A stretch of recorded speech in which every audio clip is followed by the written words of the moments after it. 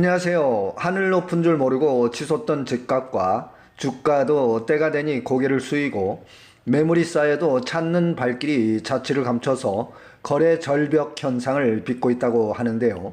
그렇다고 헐값에 팔기는 싫고 양도세도 만만치 않기 때문에 차라리 이럴 때 집값이 쌀 때 증여세도 절세를 할 겸 자녀에게 증여를 해주는 거래 건수가 부쩍 늘었다고 합니다. 그래서 이번 강의는 내 집을 자녀에게 증여해주는 절세법에 대한 강의를 준비를 했습니다.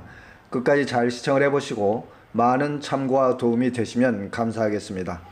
내 집을 자녀나 배우자에게 이전하는 방법은 세 가지 방법이 있겠는데요. 첫 번째는 살아생전에 주는 증여 방법이 있겠습니다. 이때는 증여세와 취득세가 발생이 되겠고요. 상속, 사망 시 이전하는 상속을 하는 경우에는 상속세와 취득세가 있겠습니다. 그리고 제3자에게 매매하는 것처럼 가족 간에도 매매를 할 수 있겠는데요. 매매 이전을 하는 경우에는 양도세와 취득세가 발생이 되겠으며, 단 부모가 1세대 1주택 비과세 요건을 갖춘 경우에는 양도소득세가 해당이 되지 않겠습니다. 이때 세 가지 방법 중에서 어느 것이 절세 측면에서 가장 유리할지는 각자의 경우에 따라 다르기 때문에 미리 예상세액을 계산을 해본 후에 알 수 있겠습니다. 다음은 집값이 쌀 때 증여를 해야 유리한 이유를 좀 살펴보겠습니다. 주택가격이 하락하는 경우에 증여재산가액이 낮아지기 때문에 자연히 증여세가 줄어들게 되겠고요. 취득세 또한 공시가격이 하락하기 때문에 절세 혜택을 볼 수 있겠습니다. 현재 상황에서 참고적으로 가장 유리한 증여 시기는 내년부터 자녀에 대한 증여 공제 한도가 1억으로 상향될 예정이며, 현재 추세대로 주택가격이 지속적으로 하락을 하는 경우에는 내년 상반기쯤에 자녀에게 증여를 하는 것이 훨씬 더 유리하지 않을까 그렇게 생각을 하고 있습니다. 또한 오는 9월부터 적용되는 건보료 2차 개편으로 인해서 소득 요건과 재산 요건이 매우 강화되어 갈수록 건강보험료 부담도 만만치가 않습니다. 그런데 직장을 다니는 자녀에게 주택을 증여하는 경우 건보료까지도 절약할 수 있겠는데요.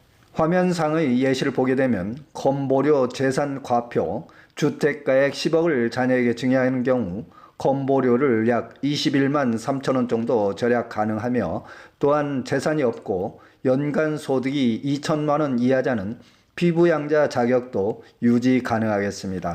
따라서 현재 본인이 다주택자이거나 또는 은퇴생활자라면 주택을 자녀에게 증여를 함으로써 주택 보유세인 재산세와 종부세, 건강보험료까지도 절약이 가능하기 때문에 증여를 적극 고려해 보시는 것도 가계 생활에 좋은 방법이 될 수 있겠습니다. 먼저 중요한 질문 내용 하나를 살펴보고 강의를 계속하겠습니다.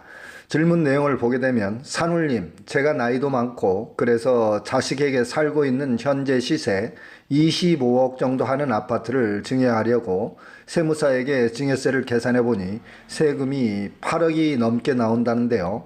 절세 방법이 무엇인지요? 자식은 현재 나이가 38세로 대기업에 근무 중인데 혹시 아파트를 자식에게 좀 싸게 매매해도 될까요? 국세청에서 가족 간 매매도 인정해 주나요? 바쁘시겠지만 부탁드립니다. 이런 질문을 제가 받았는데요. 제가 드린 답변을 보게 되면 매매라는 증거가 객관적으로 확실하고 매매 거래 금액은 현재 시세의 5% 이내여야 하며, 또한 시세 차이가 3억이 넘지 않게 매매를 해야 합니다. 이렇게 답변을 드렸습니다. 저도 자식을 키우고 있습니다만 사실 부모된 입장으로서 남한테 팔아서 비싼 세금 내느니 차라리 자녀에게 증여를 해주거나 좀 싸게 매매하고 싶은 마음은 인간이라면 누구에게나 인지상정이 아닐까 생각을 해봅니다. 화면상의 표에서 부당행위 계산 부인과 고저가 양수도 증여의제 규정을 보고 계시는데요. 가족 간 부동산 매매를 할 때는 가족 간은 특수관계자에 해당이 되기 때문에 시세의 5% 범위 내에서 거래가 이루어져야 되겠습니다. 만약에 5% 범위를 초과하게 되면 특수관계자와의 거래 부당행위 계산 부인 규정에 의해서 양도소득세가 과세가 되겠으며, 또한 시세의 30%와 3억 원 중 적은 금액으로 고저가 양수, 증여의제가 적용이 되어서 증여세를 과세당할 수도 있는 것입니다.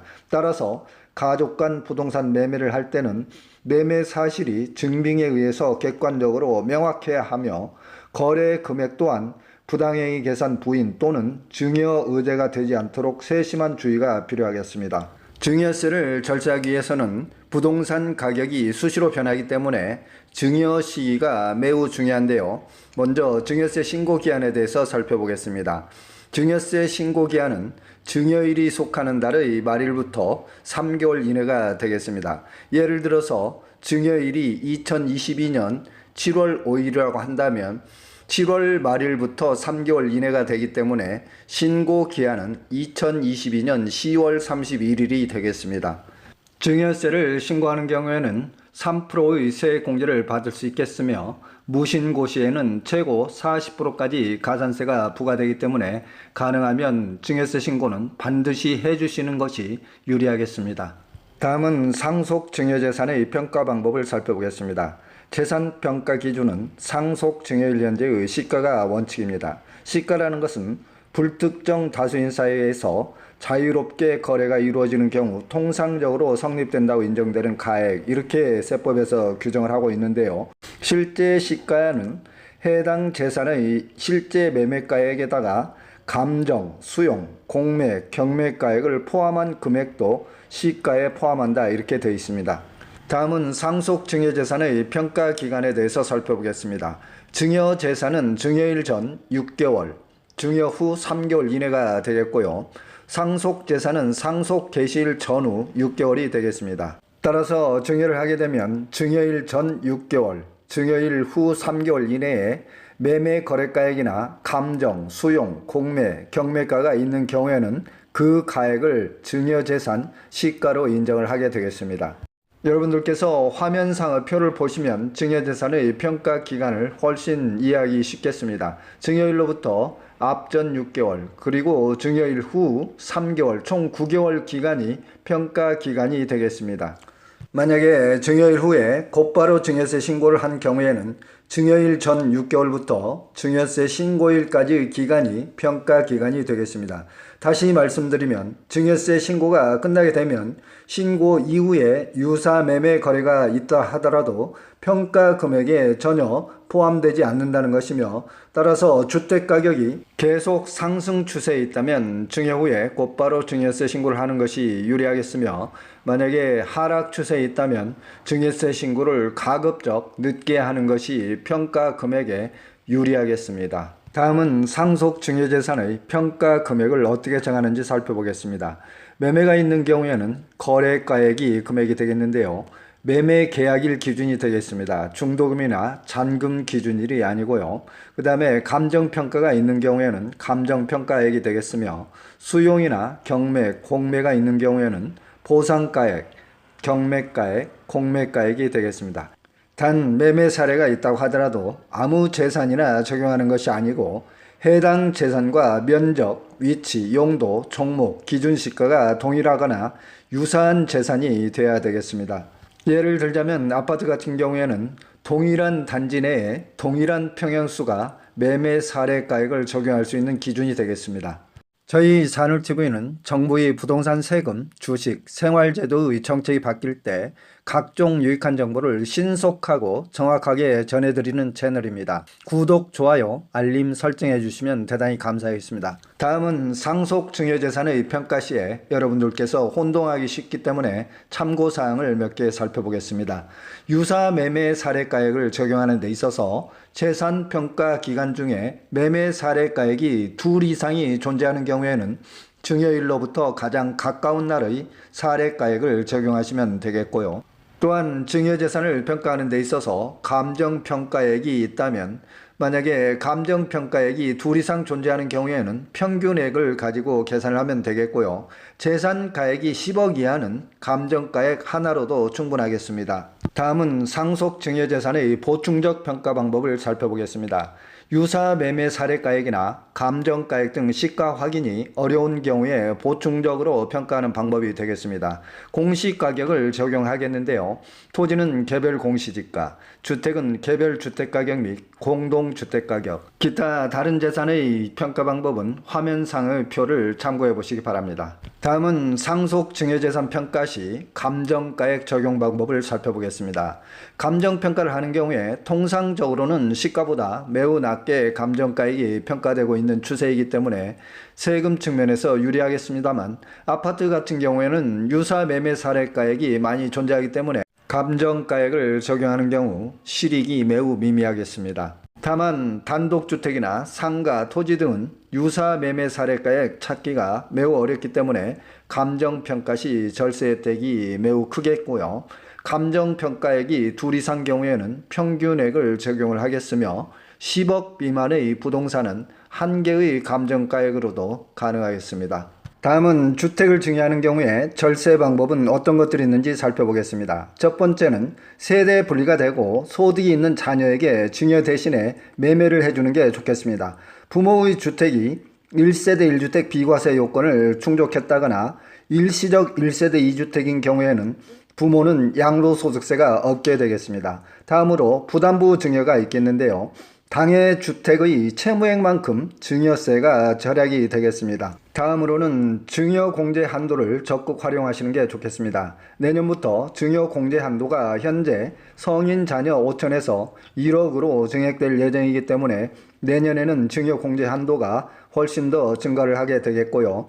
다음으로는 주택가격 하락 시에 증여를 해주시는 게 좋겠습니다.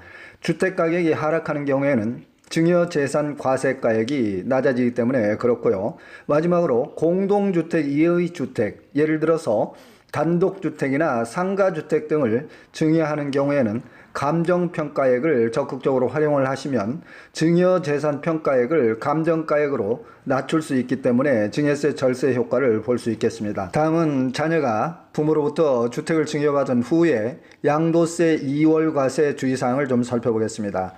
세법 규정을 보게 되면 배우자나 직계 존비속으로부터 증여받은 자산을 5년 이내에 양도하는 경우에 양도차익 계산 시 취득가액은 배우자나 직계 존비속의 취득 당시 금액으로 계산을 하고 이미 납부한 증여세는 필요경비로 산입한다, 이렇게 되어 있습니다. 양도세 2월 과세 규정을 여러분들이 알기 쉽도록 예시를 통해서 다시 한번 말씀을 드리겠습니다. 부모로부터 증여 취득일이 2022년 7월 5일이고 자녀가 동주택을 양도한 날짜는 2025년 5월 10일이라고 가정을 하면 증여받은 후에 5년 이내에 동주택을 양도를 했기 때문에 주택의 취득가액은 부모가 당초에 취득한 날짜, 취득일이 2001년 5월 3일이라고 가정을 한다면 그 날을 기준으로 해서 취득가액을 계산하기 때문에 부모로부터 증여받은 주택을 5년 이내에 양도를 할 경우에는 양도소득세 등에서 매우 불리하기 때문에 이 점은 여러분들께서 주의를 하시는 게 좋겠습니다. 다음은 여러분들로부터 많은 질문을 받고 있는 내용인데요. 자녀의 주택에서 부모가 임대차 전세를 살거나 또는 부모의 집에서 자녀가 전세로 임대차 계약을 맺은 경우에 증여세에 해당되지 않나요? 이런 질문을 많이 하시게 되는데요. 집 소유자가 자녀고 세입자가 부모인 경우에 전세 자금을 주고받은 것이 객관적으로 명백하고 확정일자를 받아두었다면, 그리고 전세계약서까지도 완벽하게 작성을 했다면 전세 사는 것도 가능하겠습니다. 세법상의 규정을 살펴보게 되면 타인의 부동산을 무상으로 사용함에 따라 이익을 얻는 경우에 그 무상 사용을 개시한 날을 증여일로 보아서 부동산 무상 사용 이익에 대해서 무상 사용자에게 증여세를 과세한다, 이렇게 규정이 되어 있는데요. 이 말은 무슨 말인 거니? 부모의 집을 또는 자녀 소유 집을 전세 보증금이나 월세도 한 푼도 내지 않고 무상으로 살았을 경우에 증여세를 과세하겠다는 내용이기 때문에 부모의 집에 자녀가, 자녀의 집에 부모가 전세를 사는 경우에도 객관적으로 전세 보증금을 주고받은 사실이 명백하고 확정일자를 받아두었다면 그리고 그것이 사실이라면 증여세 염려를 전혀 안 하셔도 되겠습니다. 또한 세법 규정을 살펴보게 되면 무상 사용 이익이 5년간 1억 미만인 경우와 부동산 소유자와 함께 거주하는 주택을 무상으로 사용 시에는 과세하지 않는다는 규정이 있기 때문에 여러분들께서 자녀에게 주택을 증여하고 자녀와 그 집에서 함께 거주하는 경우에는 전혀 문제가 되지 않겠습니다. 기타 부동산 세금에 대해서 궁금하신 사항은 유튜브 상에서 산울TV를 검색을 하시면 각 세목별로 상세히 강의가 되어 있기 때문에 참고해 주시면 감사하겠습니다.